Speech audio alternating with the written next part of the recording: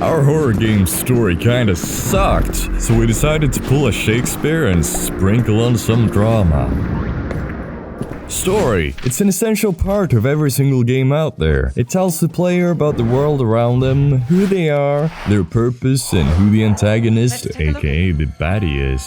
Storytelling is crucial as it deeply engages the player and immerses them into the virtual world, forging emotional connections and compels them to care about the outcome. If you've ever played a horror game, you know that they often contain various horror elements. Firstly, an environment that portrays fear, using elements such as gore, uncanniness, and haunting loneliness amongst others. Additionally, the player must also form a bond with the character they control, establishing an interest and a reason to care. This bond also aligns the goals between the player and character, which guides the player in their journey. Finally, there's the presence of antagonists, menacing enemies ranging from aliens and zombies to psychopaths and cursed babies. All of these elements collectively contribute to a truly terrifying atmosphere, essential for making an engaging horror game. Without them, your game is about as scary as a kitten in a T-Rex costume.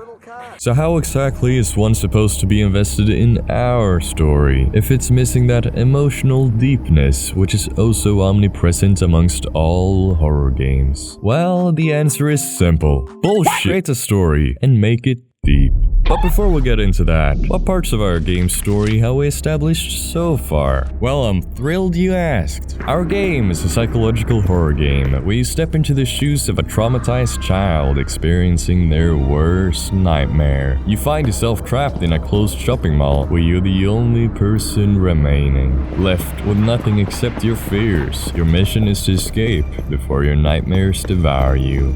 Currently, our game sort of has a story on paper, but it's about as thin as the plot of 365 Days. Just escaping from an empty shopping mall doesn't quite have any emotional weight attached to it. So we kicked off our brainstorming session for the story by discussing the main theme of the game. We started by focusing on the antagonist, the ultimate fear, the main element of horror. But what creates a truly terrifying enemy? Since we're making a psychological horror experience, our antagonist had to possess psychological depth. We discussed numerous ideas for our antagonist, everything from sinister janitors, creepy spiders, to mind flayers from Stranger Things. However, these ideas either felt like they misaligned with the psychological aspect of our game, or they felt too cliché. After all, for it to be truly scary, the player needs to feel a personal connection, and it therefore has to be somewhat relatable. So why not do something that hits a bit more close to home?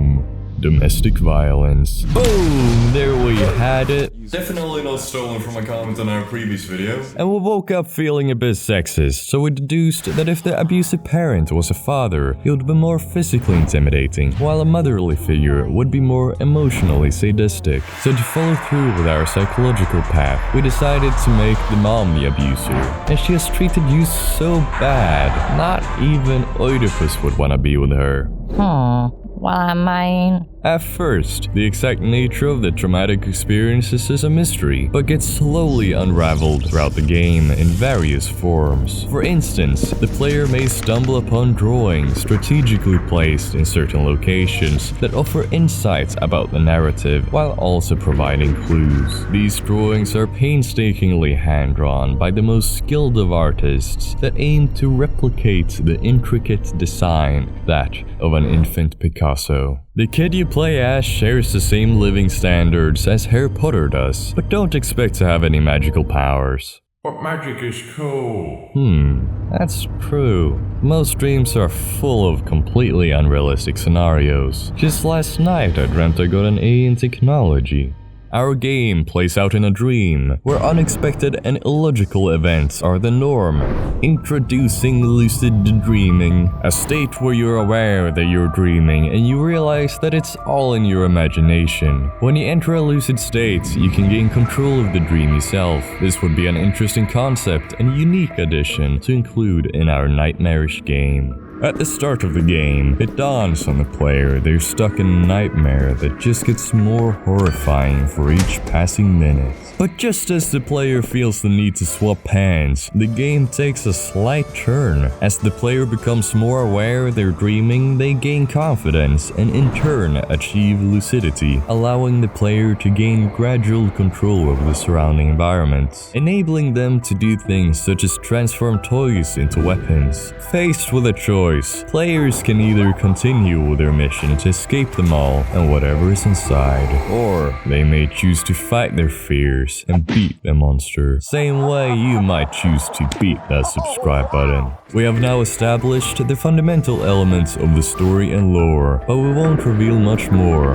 mainly because there is no more, so far, but also because we don't want to be handling out spoilers. So instead, allow us to showcase a glimpse into what could be considered the game's book blurb. You suddenly wake up inside of a restroom stall, emerging to find yourself alone in an empty shopping mall. A voice echoes from the speakers, announcing the closure of the mall and urging remaining customers to promptly leave. As you approach the exit, it vanishes before your eyes, as all ceiling lamps suddenly turn off, leaving you in the darkness. You must now navigate the eerie mall and find a way to escape.